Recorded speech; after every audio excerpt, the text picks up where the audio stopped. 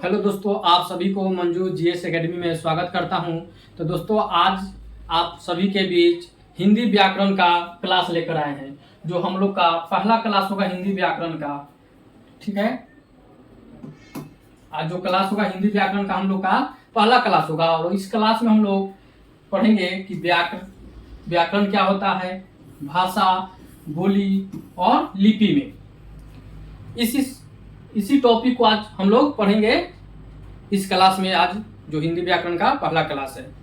तो चलिए हम लोग पढ़ते हैं। तो हमारा टॉपिक में जो था पहला कि व्याकरण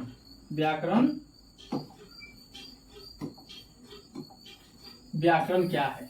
तो व्याकरण देखिए कि व्याकरण वह शास्त्र है, शास्त्र या ज्ञान जिसके नियमों के द्वारा हम किसी भाषा को शुद्ध रूप से बोलना, लिखना और पढ़ना सीखते हैं। मतलब व्याकरण हमारा वह शास्त्र है जिसके नियमों के द्वारा हम किसी भी भाषा को शुद्ध बोलना, लिखना और पढ़ना क्या करते हैं, सीखते हैं। यही हमारा व्याकरण कहलाता है। ठीक ना। तो आगे चलते हैं। आगे जो है हमारा भाषा है। तो भाषा क्या है कि भाषा वह माध्यम है जिसके द्वारा हम अपने विचारों और भावनाओं को दूसरों को समझा कर और दूसरे के भावनाओं को और विचारों को समझ ले, उसे हम भाषा कहते हैं। मतलब क्या है कि जब कोई भी भाषा जो बोलते हैं तो दूसरों को समझा कर और उसका भाषा समझ ले, वही हमारा भाषा कहलाता है। ठीक ना। भाषा जो है हमारा तीन प्रकार के होते हैं। पहले का है मौखिक भाषा, दूसरा का है लिखित भाषा और तीसरा का है सांकेतिक भाषा। तो चलिए आगे देखते हैं इस सबको बारीकी से कि मौखिक भाषा क्या है, लिखित भाषा और सांकेतिक भाषा। ठीक।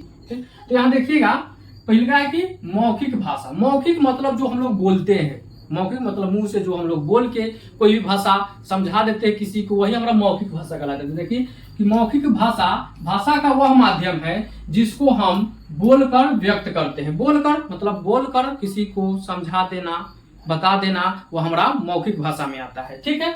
अगला जो है लिखित भाषा। ठीक। तो लिखित भाषा जो है भाषा का वह माध्यम है जिसको हम लिख कर व्यक्त करते हैं। ठीक है।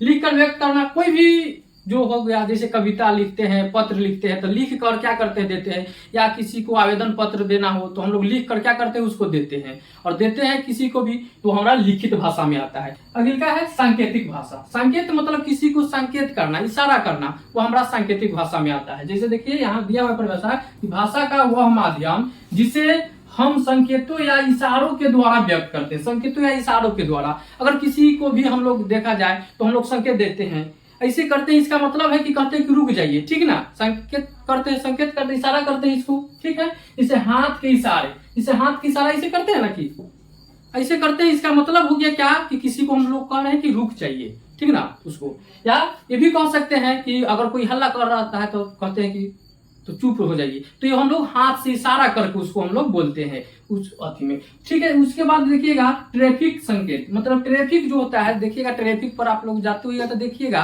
कि वहां पर लाइट लगा रहता है, तो जैसे ही रेड लाइट बढ़ता है बस संकेत हो जाता है क्या कि हमको रुक जाना है, जाना नहीं है रेड। और जैसे ही फिर ग्रीन होता है बस आदमी चल जाता है। मतलब वो संकेत कर देता है कि रेड जैसा ही बढ़ा, मतलब हमको आगे नहीं अति करना है। तो हमारा सांकेतिक भाषा के अंतर्गत आता है। यहाँ तक। अब आगे देखते हैं बोली क्या है।